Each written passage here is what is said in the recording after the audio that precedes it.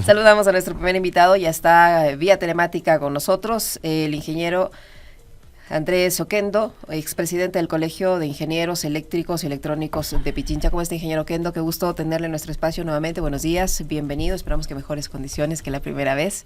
¿Cómo está?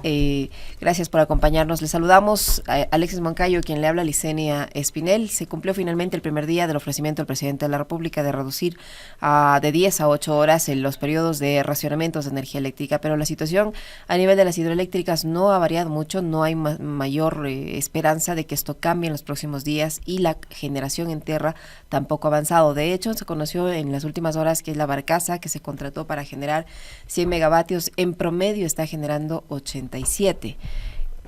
¿Es posible mantener esta reducción en el número de horas de cortes de energía eléctrica o qué es lo que puede ocurrir si la situación climática no mejora? Buenos días, bienvenido.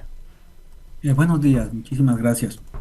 Bueno, usted casi lo ha resumido. El tema es muy complejo, pero aún en su complejidad hay cosas que resultan obvias y no hay que ser muy técnico para eh, eh, analizar algunos temas que resultan difíciles de comprender, sobre todo en las acciones que se quieren tomar. Cada vez vemos que la situación es más crítica, la situación correspondiente al tema climático. Y bajo estas circunstancias se indica que van a disminuir las horas de los cortes, lo cual técnicamente no tiene un sustento. Técnicamente no se comprende qué es lo que podría motivar a tomar esta decisión. Eh, lo que creemos que va a pasar es que la situación se va a volver mucho más crítica, ¿sí? Dependemos de algo que mm, pues prácticamente estamos al azar y decir, bueno, ¿será que llueve? ¿Será que no llueve? El pronóstico es que no va a suceder, no va a suceder esto. Entonces deberíamos tratar de conservar las reservas de agua que tenemos. Y bajo estas circunstancias lo que sucede es que inclusive los embalses bajan a una velocidad más rápido de lo que sucede normalmente. Nosotros, en general, la población somos, en nuestros países somos bastante resilientes. ¿Qué quiere decir esto? Quiere decir que, a diferencia de un país desarrollado, donde las cosas ocurren a su medida, a su tiempo, Uh-huh. en nuestro país no es tanto así. Podemos postergar las cosas, podemos adaptarnos, estamos acostumbrados a adaptarnos. Entonces, ¿qué sucede? Que cuando nos cortan la energía eléctrica, dejamos de hacer ciertas cosas, nos acomodamos de alguna manera y esperamos a que venga nuevamente la energía y ahí hacemos lo que muchas de las cosas que nos dejamos de hacer y el consumo de energía en el transcurso del tiempo en que tenemos energía es mayor del que normalmente tendríamos en tiempos normales. Y por eso es que sucede que los embalses bajan rápidamente en esos tiempos de corte de energía. Quiero entender las cosas de mejor manera y de pronto decir, bueno, reduzcamos, en función de esto, reduzcamos las horas de cortes, pero hagámoslas en las horas más pico Uh-huh. y buscamos en las horas en nocturnas, donde realmente el consumo de energía, sobre todo el residencial, es más pequeño, de tal manera que no tenga una incidencia. Pero si actuamos con lógica, pues esto no tiene mucha lógica, que digamos. Ujú. ¿Cómo está, ingeniero? Qué gusto saludarle. Buenos días. La Bueno, situación actualmente en Masar, desde ayer, los conocedores dicen que está llegando al límite, ¿no?, de su cota mínima. Yo quisiera que usted nos explique las consecuencias que tendría para las centrales el operar con ese nivel. Porque mucho se habla con respecto de forzar a que las turbinas se mantengan encendidas cuando el caudal de agua no es del apropiado, ¿no? Y lo que estamos viendo es que el gobierno está justamente desde hace mucho tiempo forzando a que las máquinas sigan operando a pesar de que las condiciones no son las mejores. ¿Cuáles son las consecuencias? ¿Qué problemas podría traer si es que se sigue operando de esta manera? bueno, Masar, más que por la potencia que puede generar, es muy estratégico, ¿sí? Es por el embalse, ¿no? Ese embalse, que es un embalse bastante grande, el más grande que tenemos en el país, alimenta a los otros dos embalses, a la de la presa Daniel Palacios, que es donde funciona la central Molino, y a la de Sopladora. Entonces, es importantísimo, por ahora, es conservar la cuota, una buena cuota en el embalse de Mazar, porque alimenta a las otras dos, eso viene en cadena. A mí no me preocuparía, en todo caso, que Mazar se apaguen las turbinas. Sería innecesario el forzarlas, no tiene un sentido. Claro, obviamente el agua que pasa por esas turbinas finalmente alimenta a los otros dos repositorios de agua, entonces obligadamente tendría que funcionar las turbinas, a menos que dejemos pasar el agua sin pasar directa de un embalse al otro embalse, sin pasar por las turbinas, lo cual no tiene sentido.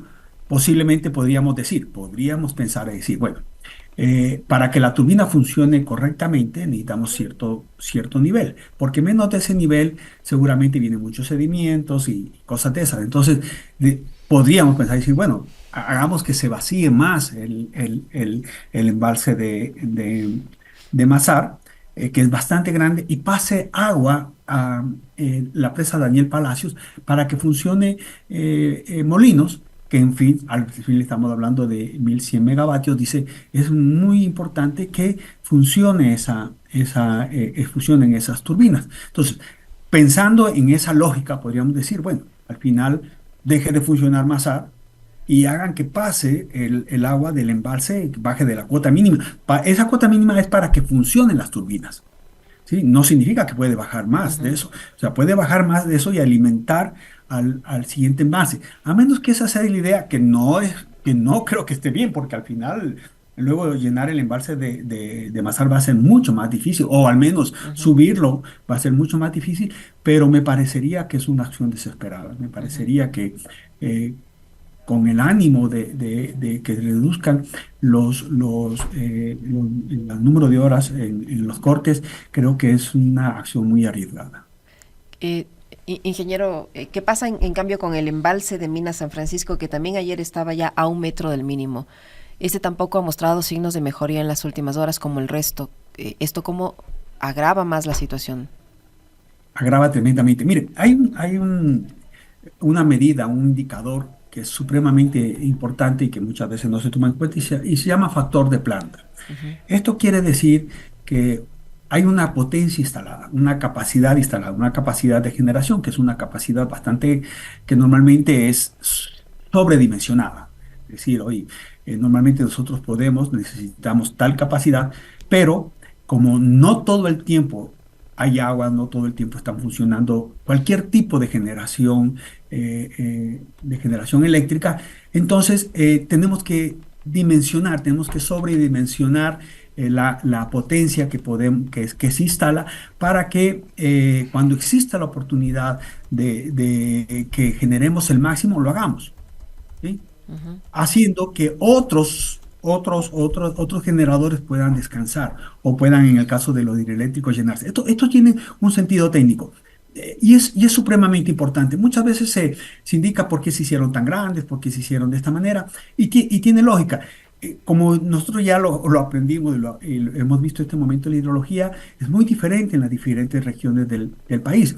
Entonces es posible que esté lloviendo de un lado, es posible que esté lloviendo de una cuenca, de la otra cuenca. Entonces es obvio y lógico que tienen que hacerse instalaciones con una potencia inclusive mayor de la que se espera que se necesite.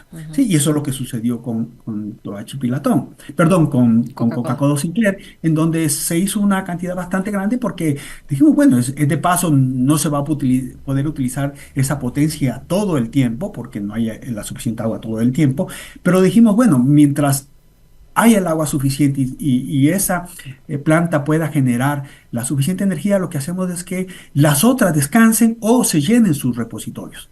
Entonces, siempre siempre cuando se hace este cálculo, lo que se hace es, inclusive, no importa si se sobredimensiona. Al final lo que nos interesa es tener la capacidad de poder combinar, es decir, bueno, ahora saquemos de energía de este lugar, ahora saquemos de energía de este lugar, y también tengamos, inclusive sobredimensionada, la generación alternativa, es decir, cuando no tengamos agua. Volviendo a la pregunta, entonces, ¿qué pasa con San Francisco? San Francisco es importantísimo por la potencia, es una potencia bastante grande la que tenemos, pero su embalse realmente no es no es tan grande, ¿sí? Entonces lo que está pasando ahorita es que realmente como no hay agua ahí, la capacidad de generación que tiene esa planta disminuye bastante. Este factor de planta que tienen las hidroeléctricas, que en realidad es el factor de planta más grande considerado con las otras alternativas de generación eléctrica, podríamos pensar que funcionan el 60% o entregan el 60% de la potencia que tenemos instalado. Y esto se evidencia sobre todo en las hidroeléctricas, en donde dice, oye, pero si tenemos una capacidad tan grande y está generando tan poco, esto es lo que sucede. Ujú. Esto es medio normal, o sea, va a Claro. suceder. Entonces, lo que único que tenemos que ver es que deberíamos tener muchas más alternativas para poder combinar y decir, esta descansa, mientras esta descansa, usemos del agua de la otra y así, de esta manera. Ingeniero, ¿cómo se entiende la decisión del gobierno, más allá de los problemas contractuales que pueda haber con respecto de lo que significa la compra y contratación pública?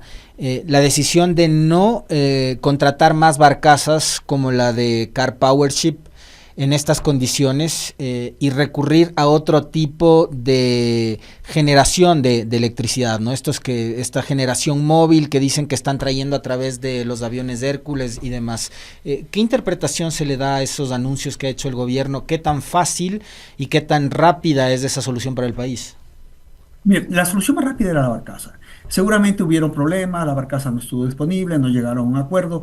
Yo no creo que simplemente haya habido un cambio porque simplemente se consideró una mejor alternativa. No, en esta circunstancia la mejor alternativa y la más rápida era esta. ¿Por qué? Porque este tipo de generación móvil, estamos hablando de generadores bastante grandes. No es que se pueden venir y poner en el suelo, en el piso y ya está listo. No, eso tiene que hacerse en unas bases muy sólidas y tienen que estar muy bien ancladas porque la vibración de estos motores es altísima, entonces necesitan tener unas bases bastante buenas. Usted imagínese, si usted tiene un generador en su casa, usted ve cómo vibra un generador y estamos hablando de 1000, 2000, 5000 y hasta 10.000 kVA, perdón, hasta 10.000 vatios, ¿no? O sea, 10 kVA. Y usted ve que vibra, entonces ahora imagínese esos motores mucho más grandes necesitan tener una base muy sólida. O sea, técnicamente no es que usted puede venir y colocarlos. Además del tamaño de este tipo de generadores bastante grande, lo puede traer desarmado en partes y poder traerlo en un avión, porque normalmente se trae por barco. Pero el armarlo, el tener las bases, a menos que se quite un generador viejo que ya no sirve, se lo retire y ahí se trate de poner en esa misma base. O sea, se podrían haber algunas de alternativas, pero ninguna de ellas creo yo que podría ser menos de 60 días. Pienso que son como alicientes, ¿no? Como Ujú. que te dicen, vamos a hacer esto, y como que es un poquito darnos esperanza, ¿no? Nosotros los técnicos sabemos que no es así, sabemos que esto no va a pasar, pero en general estamos hablando de un tema técnico que no es fácil de comprender en todos sus aspectos, y pues ante la difícil situación que estamos, lo que están pasando los negocios, o escucha el decir que se van a reducir los cortes o que ya se están pensando en otras alternativas, que se va a hacer esto más rápido, como que te da un poquito de esperanza y de pronto te anima y haces y pensar que la situación A mejorar. se va a salir rápidamente, pero más bien pienso que son temas como que para animarnos, pero técnicamente pienso que no van a ser No, no posibles de corto funciona. plazo. Ahora, con este panorama, ingeniero Bando, tenemos muy cerca un nuevo feriado y un feriado bastante largo. No se va a resolver la situación en estos días. ¿Qué puede pasar durante el feriado cuando se supone que se podría disparar el consumo? Porque la gente va a salir, la gente va a visitar lugares, se va a reactivar el turismo, restaurantes, etcétera, que demandan de energía. ¿Cómo vamos a vivir el feriado en estas condiciones? ¿Qué podría pasar?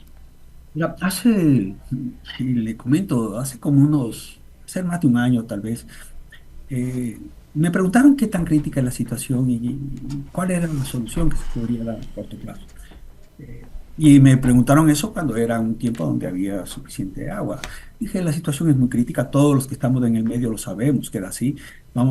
Sabemos claramente que esto va a haber épocas en las cuales va a haber una situación muy difícil, cada vez va a ser más complicado porque cada vez el clima está actuando de una peor manera, ¿sí? Entonces, y ahí me comentaban cuál va a ser a corto plazo, qué es lo que va a pasar. Mire, yo le estaba hablando de lo resiliente que somos. La solución a corto plazo es que cada uno por su propia cuenta va a tener que buscar cómo suplir la energía que no está recibiendo de las empresas eléctricas. Seguramente vamos a terminar muchos comprando generadores eléctricos, otros instalando otras opciones, por ejemplo, paneles solares, pero que la solución va a estar en nosotros mismos, porque si esperamos del gobierno que no tiene políticas de Estado, va a ser muy difícil. Entonces, ¿qué va a pasar en este feriado? Miren, los restaurantes, los hoteles van a tener que buscar la manera de cómo tener su propia generación. Si no lo hacen, están muertos. ¿Sí?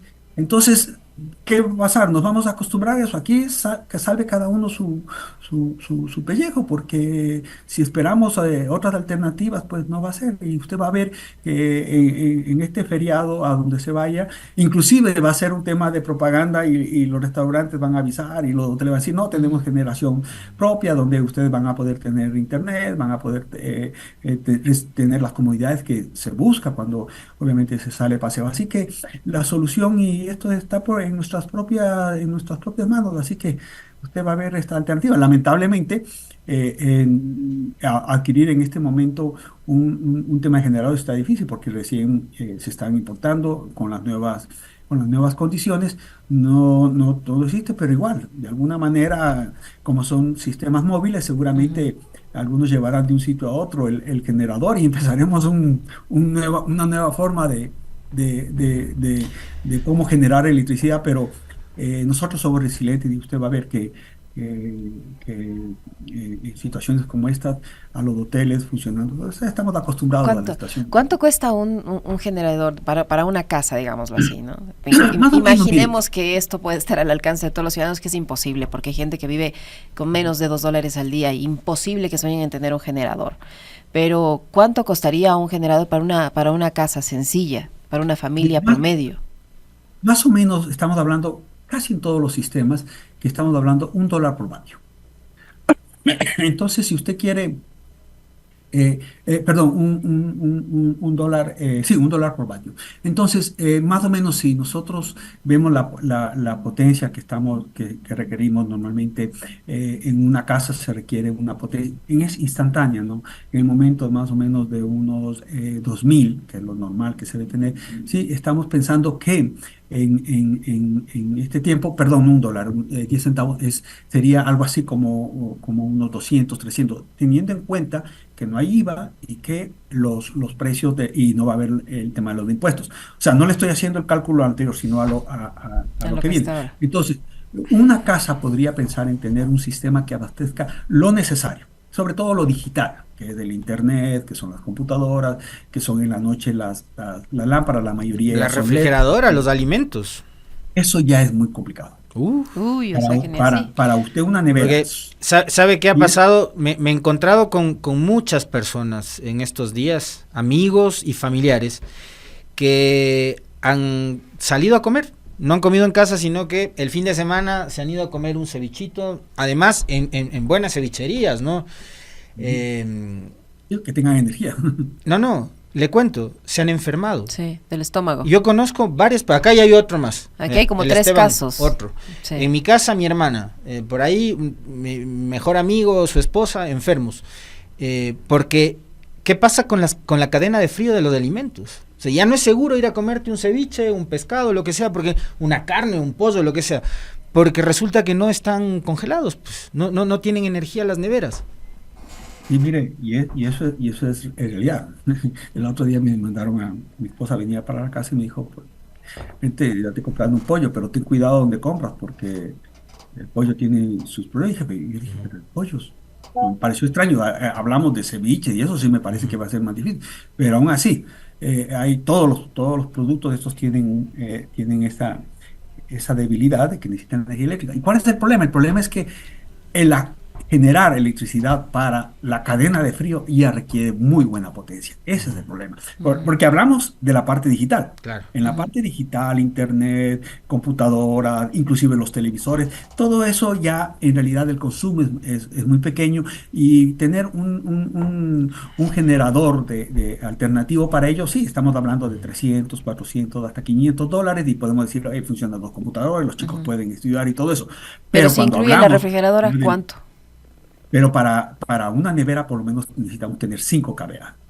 ¿Sí? Y eso estamos hablando ya de $1000. Ahora, ingeniero, hace un momento usted, la respuesta que le dio a la inquietud de Liceña, o sea, me traslada a un escenario catastrófico, ¿no? O sea, y esto es algo que cuando el gobierno anunciaba la maravillosa noticia de quitarle el IVA a los generadores eléctricos, yo lo primero que dije es esto va a generar muchas distorsiones, porque, digamos, hablando a nivel comercial, van a poder mantener vivos sus negocios, abiertos sus negocios y ser competitivos como en la ley de la selva, ¿no? El más fuerte. El que tiene plata para comprarse un generador y más grande va a mantener abierto su restaurante, su peluquería, su vulcanizadora, etcétera. Y el que no, simplemente va a tener que cerrar y va a tener que dejar de trabajar. Y si deja de trabajar, va a dejar de comer. Y si deja de comer, va a dejar de alimentar también a sus hijos y demás, ¿no es cierto?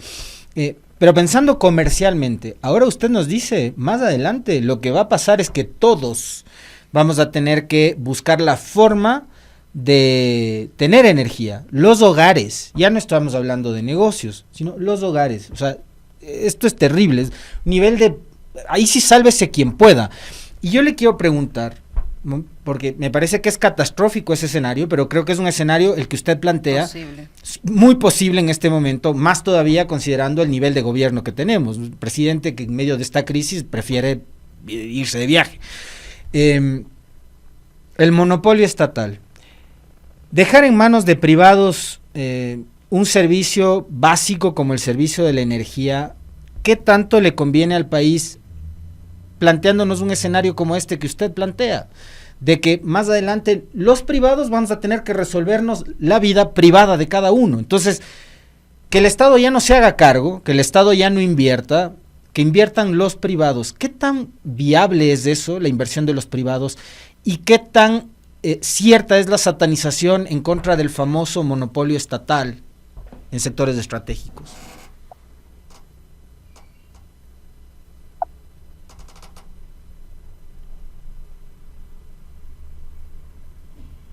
Perdón.